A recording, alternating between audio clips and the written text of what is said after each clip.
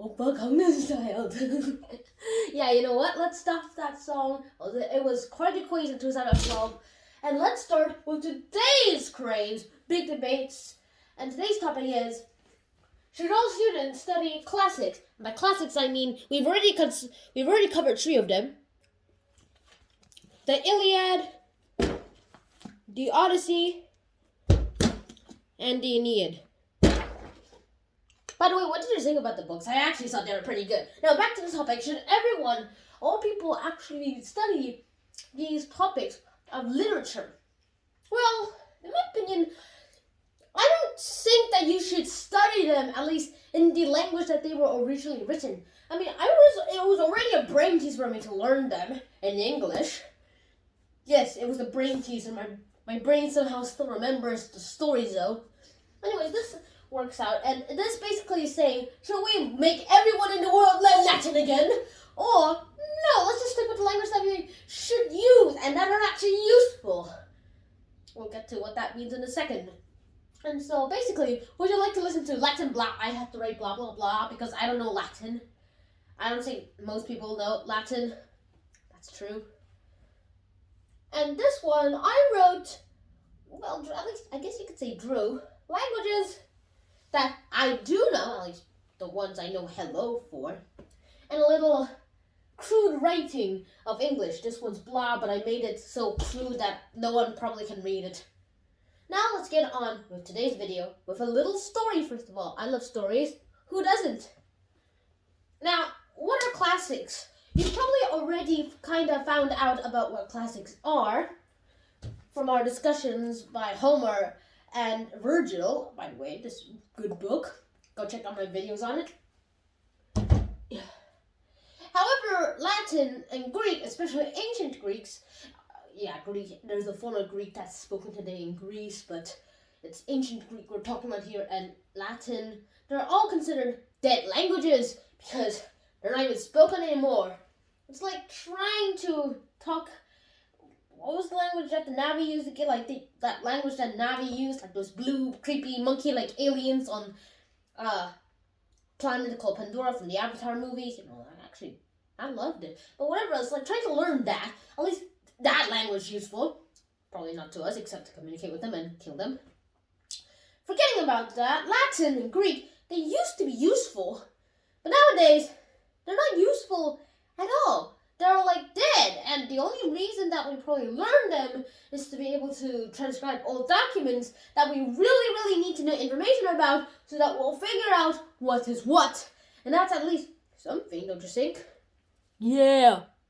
And in 2021, Cyprus, France, Italy, and Greece, they all signed an agreement that from secondary school, they will be now teaching Latin and stuff. So my friend Leopold's probably now in secondary school, and he's probably going to have a brain teaser on having to learn Latin or something. Yeah, good luck, by the way. For anyone out there learning Latin or being forced to learn Latin.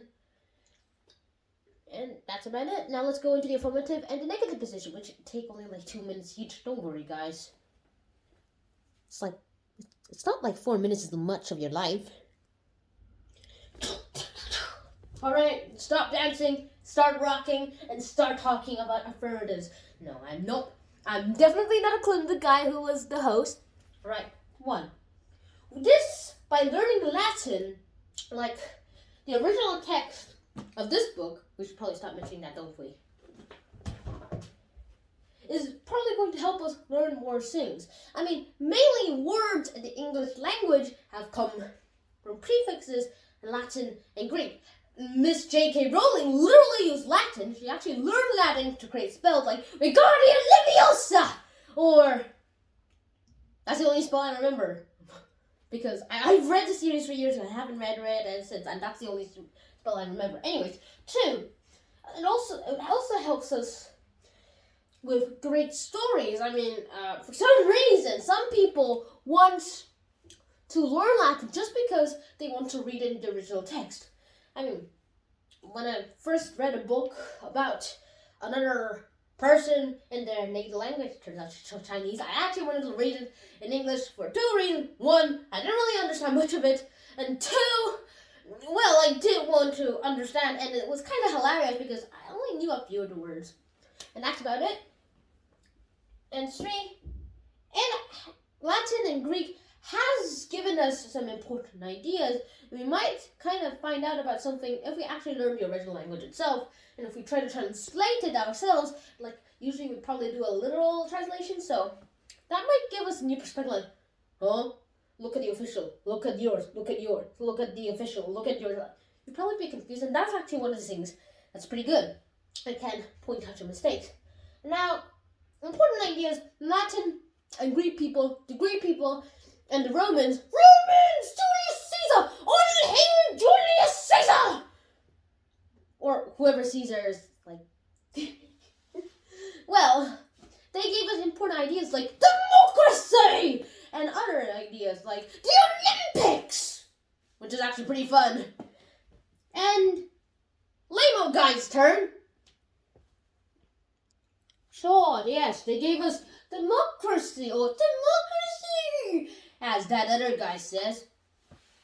But what about the negative thing? Why do we even need to learn this language first of all? What's the point? What use is it to us? It might be useful to us if other people are learning the language, so you can like talk to them in your own little secret code. But it's not like anyone else is going to try doing it unless they're forced to. Now let's ignore all that and go back to the first position. No one speaks this dead language. I mean, it's dead. It's like years ago it got destroyed by barbarians. And if you watch my world history videos, you'll be like, why do we need to learn this? All the people who used to speak it are dead. This is worthless. It's like trying to understand how cats speak and trying to make a cat to human translate it. It's like, is that even useful to us? Well, probably, if we can somehow use cats as spies for like future worlds, like World War III or something. That could probably only exist in video games.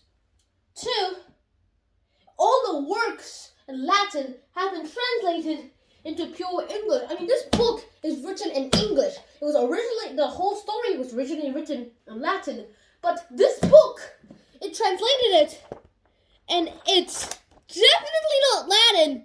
It's English. Although the English language is based loosely on Latin, I will have to say, Wingardium Leviosa, yeah, sure.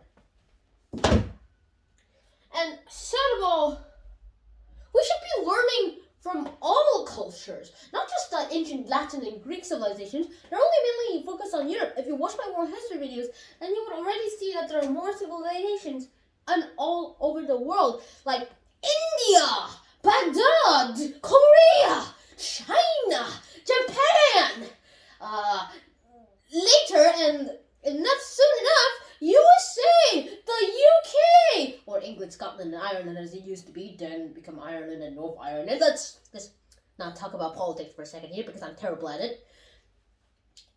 The Middle East, Africa, South Africa, Sudan, yeah, like all of those stuff. We should learn those languages because they are the very useful ones. Oh, I forgot to mention Australia, although they do use English, so that's kind of useless. And that's from the actual perspective. And also, even if we try to learn Greek and Latin, they're only considered to be part of Europe. Yes, they tried to conquer the whole world, at least what they thought was the whole world. They completely forgot about North America and South America. And that kind of didn't work out so well. So that's about it. Watch my world history videos for more. See you soon. Negative, out. And yes, host, those are my videos, not yours. And here are the results. 43% for the affirmative position and 57% for the negative position. So, the negative position wins! Alright, hat drop time. I'm very sorry to say, you both did so well, but you lost. So you suck! And so that is the end of today's episode. Stein out. Peace! Cat bye-bye.